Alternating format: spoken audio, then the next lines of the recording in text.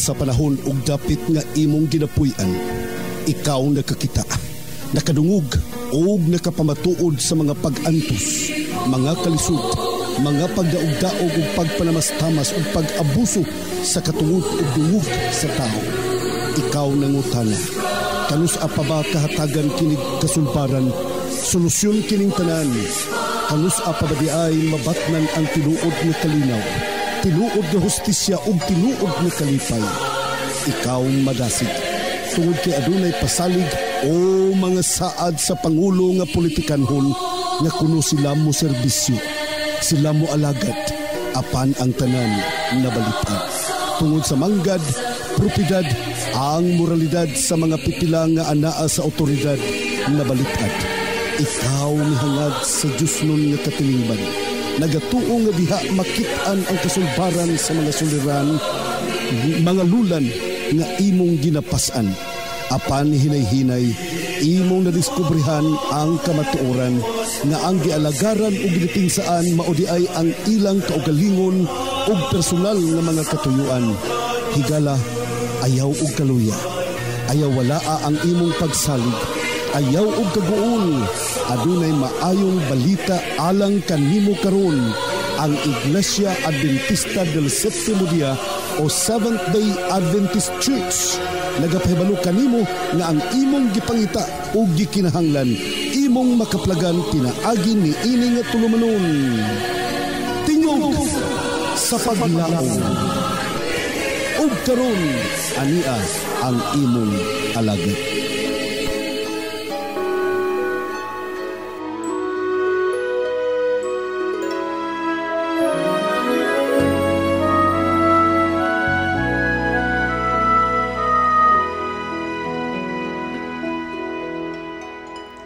If I'm to be whom you desire all throughout my life, a vessel into honor, Lord, to Thee, and before you through to hear you say that I have done my part, Lord, I need an undivided heart,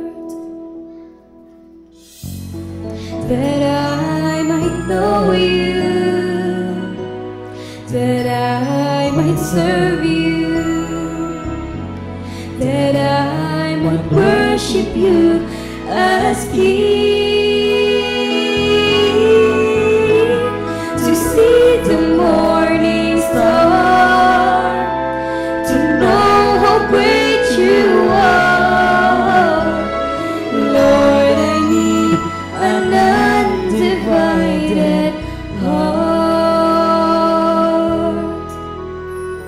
If I'm to live in truth and love, to glorify your name, before a living sacrifice to Thee, and to share the joy, the grace and peace which Spirit does impart. Lord, I need an undivided heart,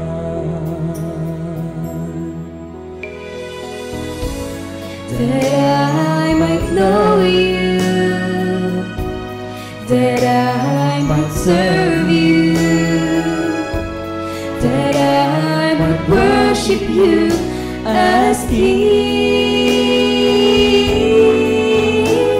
to see the morning star, to know how great you are. Lord, I need an undivided heart, to see the morning star, to know how great you are. Lord, I need an undivided heart. Lord, I need an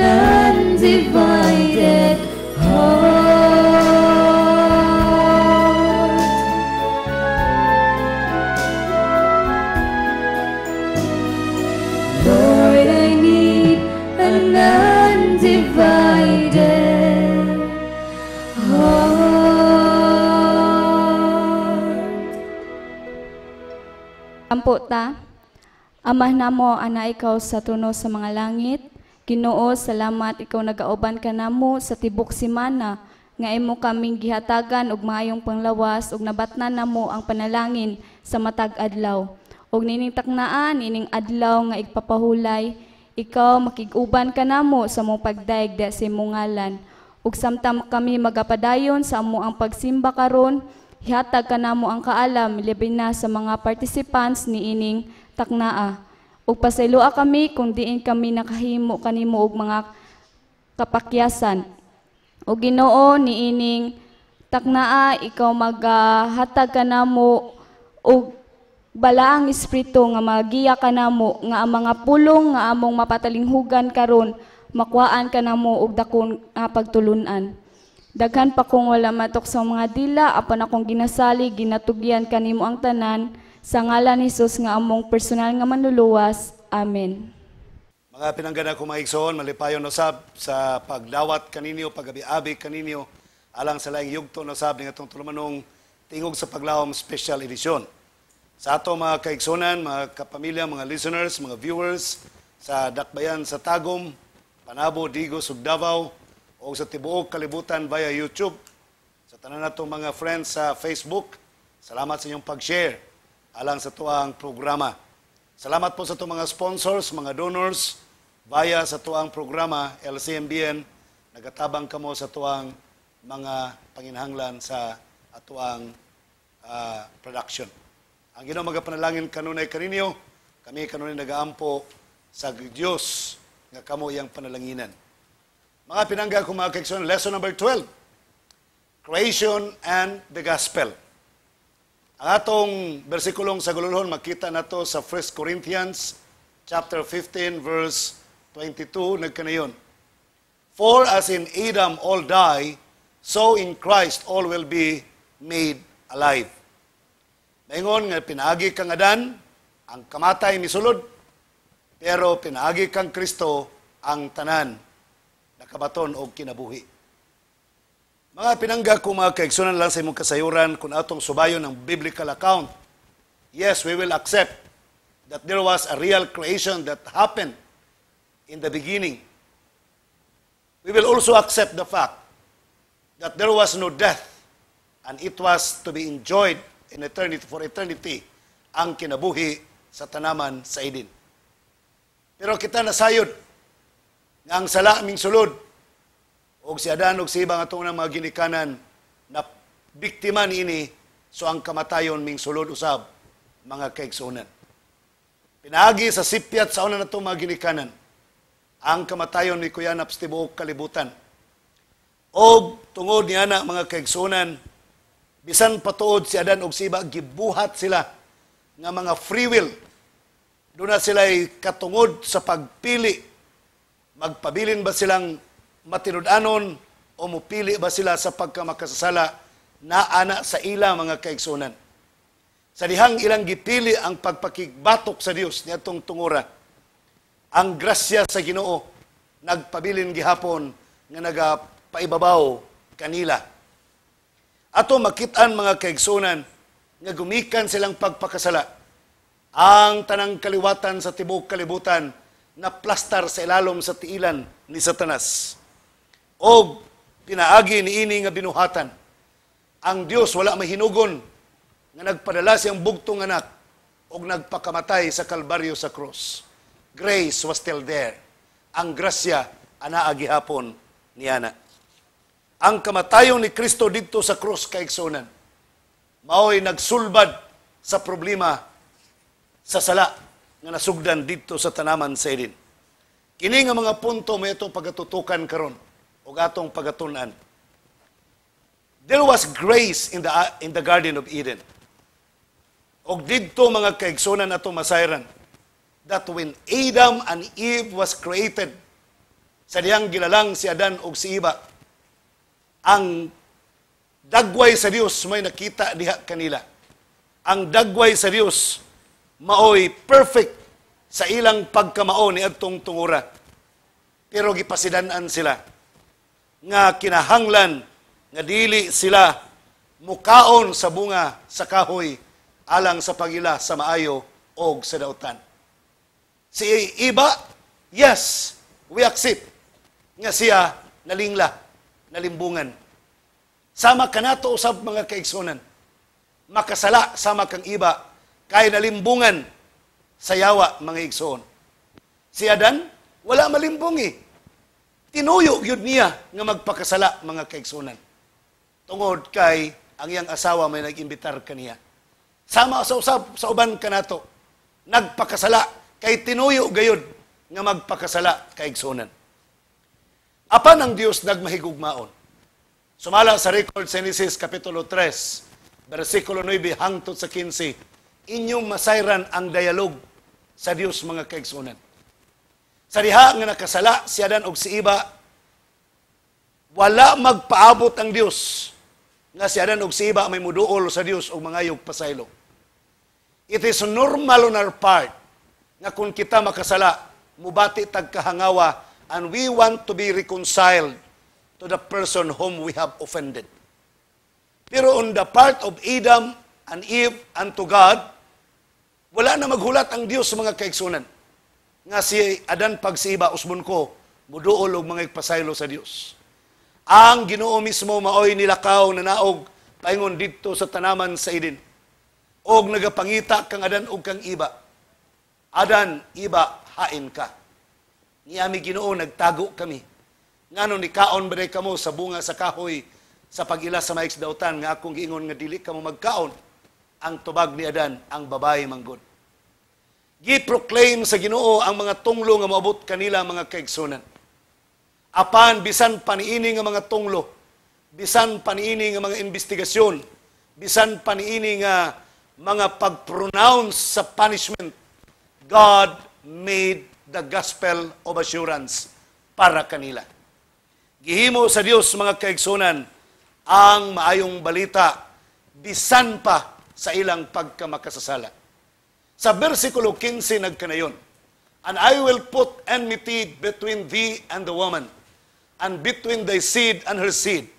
It shall bruise thy head, and thou shalt bruise his heel. Giingnan niya ang bitin, ikaw bitin, o ang babay, ang inyong mga kaliwat adunay panagbangi nga walay katapusan. Ikaw bitin, magapaa ka sa kiting sa babay o sa kaliwat sa babay. Apan ang kaliwat sa babay may mubuak sa imong ulo. That was a gospel mga pinangga kong kaigsunan. There was a pronouncement of judgment, but the gospel was there. There was a pronouncement of verdict, but the grace was there in the Garden of Eden. Genesis chapter 3 verse 21. Ang Dios nag-ihaw og karnero aron ang panit niini iyahang gihimo nga gitahi nga sinina para kang Adan ug kang Iba tabon sa ilang pagkahubo. Apan sa wala pa sila mabistihi sa bisti sa karnero nga nagsimbolo sa pagkamatarong ni Kristo kaigsunan. Sa diha nga si Adan ug si Iba nakasala, immediately ilang nahibaw-an nga sila mga hubo. Busa, nagkuha sila dahon sa kahoyng igira, ilang ipangtap-tap silang kahubo. Natabunan ba ang ilahang kahubo? Yes, natabunan, mga kaigsunan. Pero ang dahon sa kahoyng igira, nagsimbolo sa pagkamatarong nga kinaugalingon sa tao.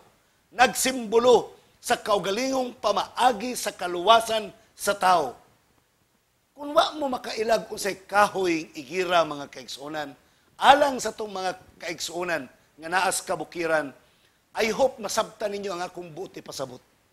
Ang kanang kahoy nga nuog-nuog, ang dahon niya na kana nga klaseng kahoy, familia kana sa fig tree kung kahoy igira. O kamo na sayod sa akong mga kaigsunan sa kabukiran, nga panahon sa piyesta, nga ang plato mapuno sa sibo, wa pa maimbento kanang mga sabon nga pantanggal og sibo mga kaigsunan. Ang atong karaang mga ginikanan sa panahon sa pista, ang plato malimpyo kay trapuhan nila sa dahon nga nuog-nuog. Ang dahon nga nuog-nuog akong ihulagway kaninyo tag-as og mga balihibo mga kaigsunan. Ingon ana nga klaseng dahon ang gisulob ni Adan ug ni Eva gihimog bahag nilang duha mga kaigsunan. Try to imagine ug unsa ka uncomfortable alang sa part ni Adan ug ni Eva. Ang kagilok, ang kahasol, ang kakatol sa maong dahon mga kaigsunan. Busa gitanggal sa Dios, gipulihan niya og tila nga hinimo gikan sa mananap nga karnero. Buot ipasabot mga kaigsunan. Ang tinawhanon nga pagkamatarong, kinaugalingon nga pamaagis kaluwasan, daw murag makaluwas, daw murag makatabon sa atong pagkamakasasala, but it will remain us uncomfortable forever. Busa ang Dios mao'y nangitag pamaagi, iyang gidemonstrar pinagis pag-ihaw karnero, ang panit iyang gihimo nga bisti kang Adan ug kang Eva.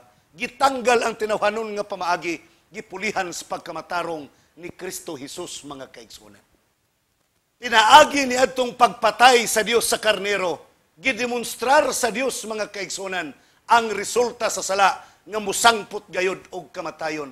Yes, Adam and Eve were already subject to die because of sinfulness, because they chose to commit sin. Para masabtan nila kung sa kangilngig ang kamatayon, gihulagway sa Dios pinaagi sa kamatayon sa inosenteng karnero. And I would like to tell you, death was unexpected during the time. Pero nakit-an gyud ni Adan ug ni Eva, kay di lang kay usa lang ka karnero ang napatay ug iihaw, daghan pang mga karnero nga naihaw ni adtong tungura mga kaigsunan.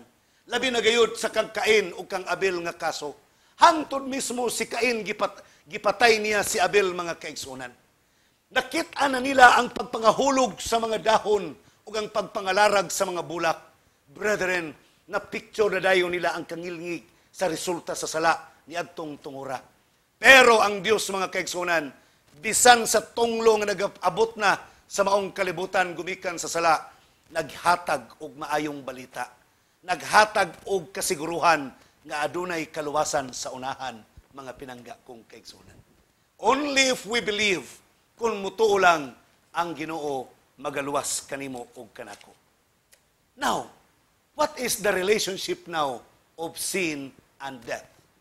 Usa relasyon karon sa sala o sa kamatayon. Si San Pablo nagsulti that sin, the wages of sin is death. Ang bayad sa sala, kamatayon mga kaigsunan. Why? Sa diha nga ang tao nga wala makasala, naa siya sa kamot sa Ginoo. Naa siya sa lig-on kayo nga relasyon sa atong Dios. Nga ang atong Dios mao'y tinubdan sa kinabuhi ug diha sa atong Dios walay kamatayon. Pero gumikan sa pagpakasala sa atong mga ginikanan. Ang sala, matud pa sa Isaiah 59 versikulo 2, maoy nakapabulag sa tao gikan sa Dios. Maoy nakapatago sa naong sa Dios gikan sa tao. There is a total separation between God and man. Ang tao mga kaigsunan nakahiagom na og kamatayon kay naputol ang iyang relasyon gikan sa atong Dios. Sa Genesis kapitulo 3 versikulo 19, giproklamar sa Dios, giingnan niya si Adan, ikaw Adan, mamatay ka og sa abog ka mo pauli. Can you remember that when God created man, He created man out from the dust? Gipurma niya nga lawas ang abog. Sa diyang napurma na iyang gihuyupan sa gininhawa. Ug matud pa sa Genesis 2:7, ang tao na himong kalag nga may kinabuhi. Sa diha nga ang kinabuhi nga gikan sa Dios, naputol mga kaigsunan, gumikan sa pagpakasala, ang kinabuhi mabalik sa kamot sa Dios ug ang lawas nga gikan sa abog mubalik sa abog. So karon nato makit-an mga kaigsunan ug atong mapamalandong, atong maninaw. Nga sa maong kamatayon, ang Dios wala lang mangyugpos ug wala lang pod mangitag pamagi. No, aduna siya planong daan mga kaigsunan. Even before the creation of the world, even before the foundation of the world, naa na siya plano ug unsaon pagluwas ang tao kung kini makasala. Busa mga kaigsunan, ang kinabuhi gikan lang sa Dios. Busa siya lang ang makapareconcile sa atong sitwasyon nga nawala gikan kaniya balik ngadto kaniya. Tanawa ra gud mga kaigsunan, atong paminawon ang maong deklarasyon. While we were yet sinners, sa dihang kita pa mga makasasala, atong makit-an mga kaigsunan nga sa tibuok balaang kasulatan, gihulagway gayud ang pagkamakasasala sa tao o ang responde sa Dios sa sala sa tao. Unsa ang iyang pamaagi aron ang tao maluwas. Unsa ang iyang kinaiya, unsa ang iyang tinud-anay nga pagbati aron ang tao maluwas. Iyang gipakita mga kaigsunan ang iyang pagkadili dalo nga gugma aron ang tao makakabot sa pagkamatarong. Abi ninyo mga kaigsunan sa Roma kapitulo 5 versikulo 6 hangtod sa 11. Paminawan ninyo mga kaigsunan. For when we were yet without strength, in due time Christ died for the ungodly. For scarcely for a righteous man will one die, yet peradventure for a good man some would even dare to die. But God commendeth his love toward us, in that while we were yet sinners, Christ died for us. Much more then, being now justified by his blood, we shall be saved from wrath through him. For if, when we were enemies, we were reconciled to God by the death of his Son, much more being reconciled, we shall be saved by his life. And not only so, but we also joy in God through our Lord Jesus Christ, by whom we have now received his atonement. Mga kaigsunan, while we were yet sinners, bantayan na ninyo, Christ died for us. Usahay mga kaigsunan, atong mamatikdan. Kung mamali ta, bation din nato nga mukig-reconcile ta, mga itagpasaylo. But in the case of mankind, sa diyan nakasala ang tao, the initiative starts from God. Dito nagsugod ang planos kaluwasan sa Dios, wala sa tao. Ang tao, mga kaigsunan, masugot ra ba impierno? Why buot ang tao, mga kaigsunan? Kung naman galing butan nga tao nga gustong maluwas human nakasala, wa po siya plano, wa siya solusyon ug usaon nga siya maluwas. Only God know on how to solve the problem. Busa ang Dios may nangitag pamaagi mga kaigsunan aron ang tao maluwas. Ang Dios may nangitag pamaagi nga ma-reconcile ang tao ngadto kaniya. Sa Ellen White sa Testimonies for the Church volume 2 pahina 213 nagkanayon, the sins of Calvary call for the deepest emotion. Ang talan-aw ni Tabos Kalbaryo nagtawag sa lawom kay nga pagbati.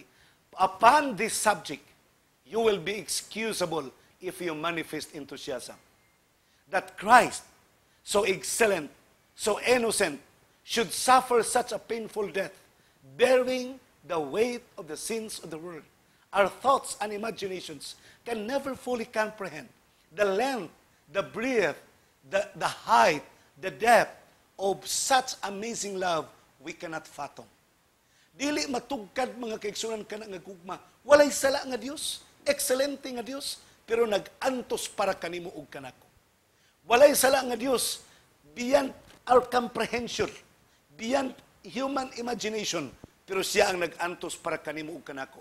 Don't forget nga ang sala mga kaigsunan ingon ani, ang tao biktima sa yawa. Ang yawa aduna nay kamatayon. Ang yawa nanabla sa tao mga kaigsunan. Ang demand sa yawa, kung makasala ang tao, mamatay usab sama kaniya. Si Kristo may nanaog mga kaigsunan. Iyang gi-offer ang iyang kamatayon, bugti sa kamatayon sa tao. Nisugot ang yawa mga kaigsunan. Kaya ang iyang kalaban, dili man ang tao. Ang iyang kalaban si Kristo. Kung si Kristo mamatay, nidaog ang yawa. Ang record nagkanayon sa Desire of Ages, sa diyang si Kristo nagdupa sa krus, nag-antos sa kamatayon, ang yawa o ang iyang mga manununda, nisayaw sa kalipay, kay mudaog na sila mga kaigsunan. Apan, wala sila kahibalo, nga ang kamatayon ni Kristo sa krus, dito sa lubnganan, temporaryo lamang. Kaya gidaog niya ang kamatayon sa dihang nabanhaw si Ginoong Hesus. Busa, ang atong kamatayon gumikan sa sala, kung mutuo ta kang Kristo sa iyang kamatayon dito sa krus, mabatna na nato ang kaluwasan. Kaya si Kristo ang nibayad sa atong pagkamakasasala. Mga kaigsunan, ato nang hinuktukan sa makadali. Nga ang kamatayon ni Kristo, isip puli sa atong kamatayon. Siya ang nipasan sa sala sa mga tao dito sa krus. Kabalo ba ka? Sa diya nga si Kristo dito na sa krus, na-change ang iyang status. The Bible said, sa Juan 17, versikulo 5, Father, amahan ko, pasidunggi ako ni anang katungdanan, nga akong gihuptan kauban kanimo kaniadto sa wa pa matukod ang kalibutan. Sa ato pa, Jesus Christ was one with the Father. Jesus Christ was glorified, equal with the Father.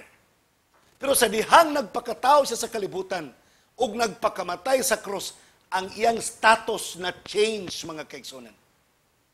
Kaniadto, one with the Father, pero sa dihang dito na siya sa krus, he was experiencing the separation from God the Father. Mo nang dito sa krus na ingon siya, amahan ko nganong gibiyaan mo ako. Iyang nasinati, mga kaigsunan, ang kasakit kung mabulag gikan sa Dios. Tingali sa tao, baliwala ra, mga kaigsunan. But I would like to tell you, we are now in suffering the pain, the agony, the same that Jesus Christ suffered on the cross. Sa Hebrehanon 4, versikulo 15, si Kristo gitintal sa tanang pamaagi, naganto sa tanang pamaagi, sama kanimo ug kanako nga gitintal usab, but yet sinneth not, apan wala gayud makasala. Walay mga kasub-anan, walay mga pag-antos, walay mga pagmahay, walay mga kasakit nga wala maagiin ni Kristo, mga kaigsunan. Tanan iyang naagian. Hebrehanon 2:14, si Kristo niambit sa unod ug dugo sa tao aron iyang mabuntog si Satanas nga maong kaaway ug ang kamatayon. Buti pasabot, mga kaigsunan, na eksperensiyahan ni Kristo ang kagutom, ang kauhaw, ang kahiubos, ang kasakit, ang kaguol, ang kahawang, ang pagkabulag gikan sa Dios. Iyan ang ginaagian tanan bilang sin-bearer substitute. Si Kristo, mga kaigsunan, natunglo usab kauban kanato.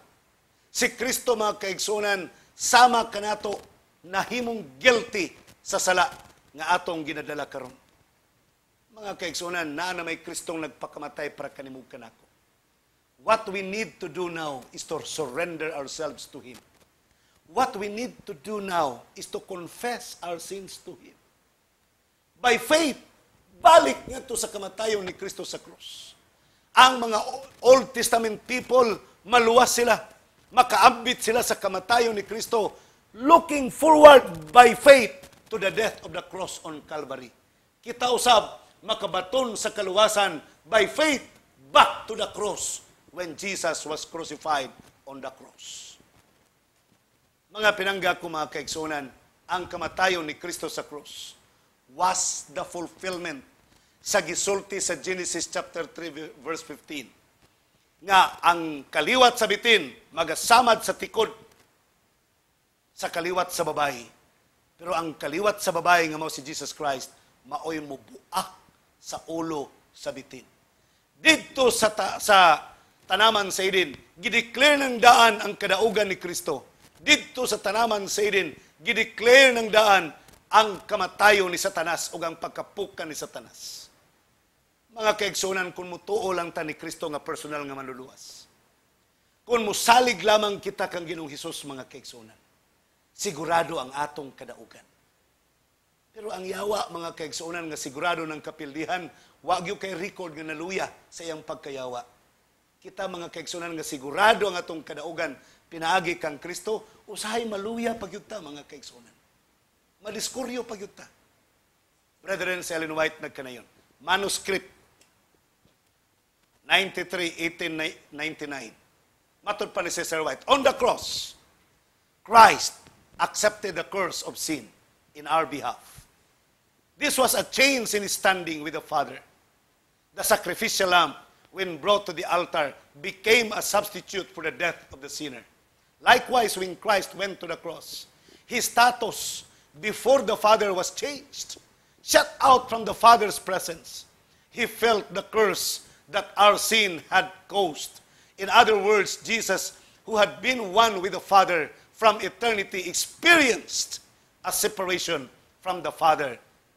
That's what Ellen White called the sundering of the divine powers. Mga kaigsunan, managingon sa mga kabataan sa ilang alawiton, when I remember Christ died for me, what's the next statement?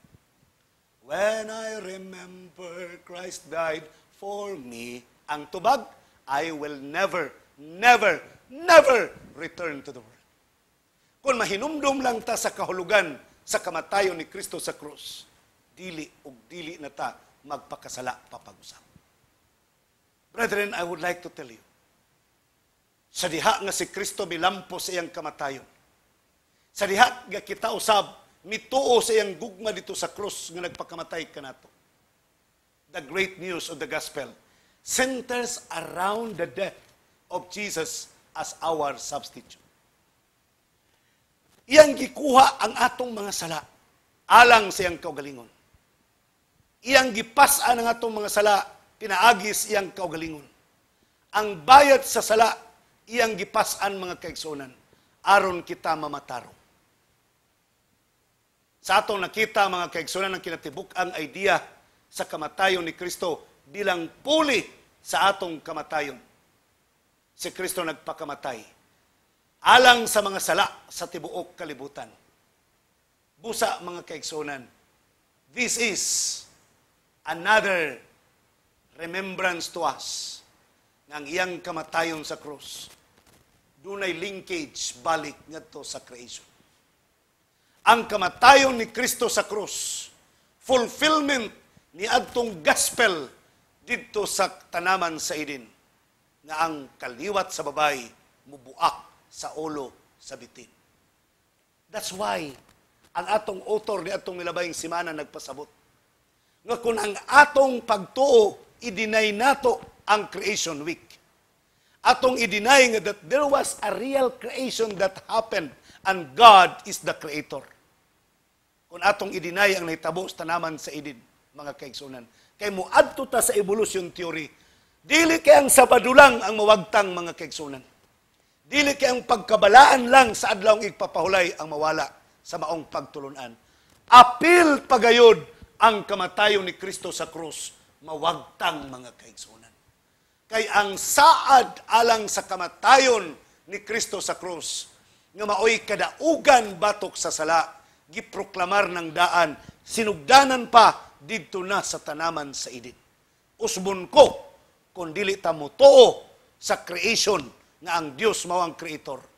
Kundi na to dawaton ng 6 days creation, mawagtang mga kaigsunan ang kamatayon ni Kristo dito sa Kalbaryo sa krus. Brethren, I would like to tell you nga ang kamatayon ni Kristo sa krus mo'y nagbag-o kanato pabalik sa relasyon ngadto sa Dios. Mahimo nga ang environment di na mabag-o sa Dios mga kaigsunan, kay padayon ang pag-degrade sa atong palibot mga kaigsunan. Pero giuna ni Kristo, gisiguro ni Kristo ang kabag-uhan sa atong kinasulurang bahin sa atong pagkatao. Pinaagi sa atong pagtuo kaniya siyang kamatayon sa krus, something new will happen into our inner person. Dunay kabag-uhan nga may tabo sa atong kinasuluran sa atong pagkatao.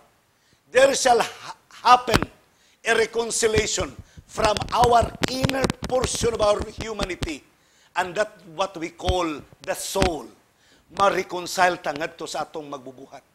No matter what happens with the world, bahala sa mitabo sa kalibutan, na humana ang recreation sa atong kaugalingon, then we can be exempted from the destruction of the earth.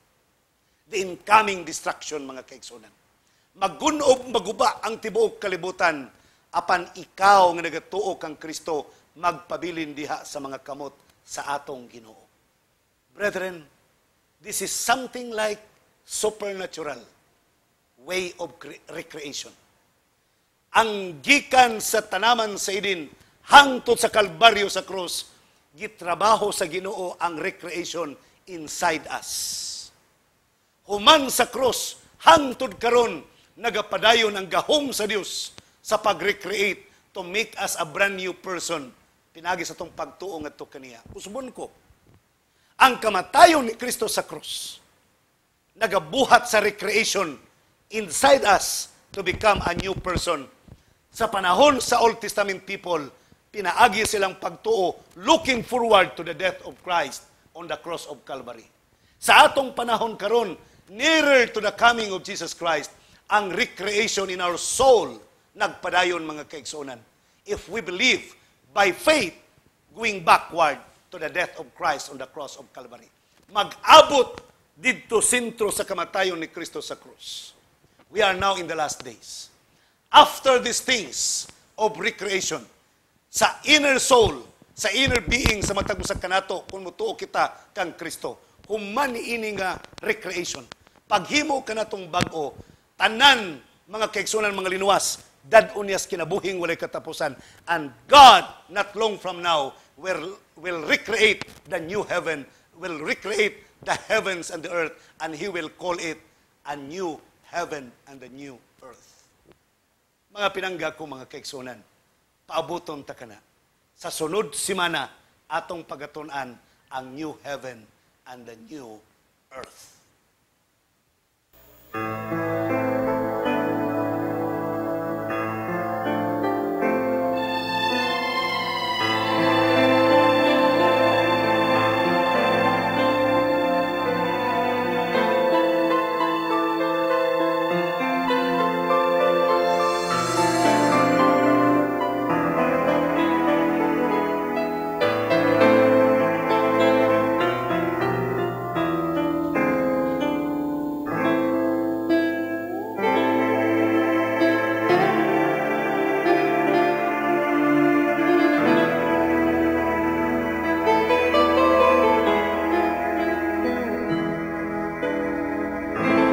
You are my hiding place.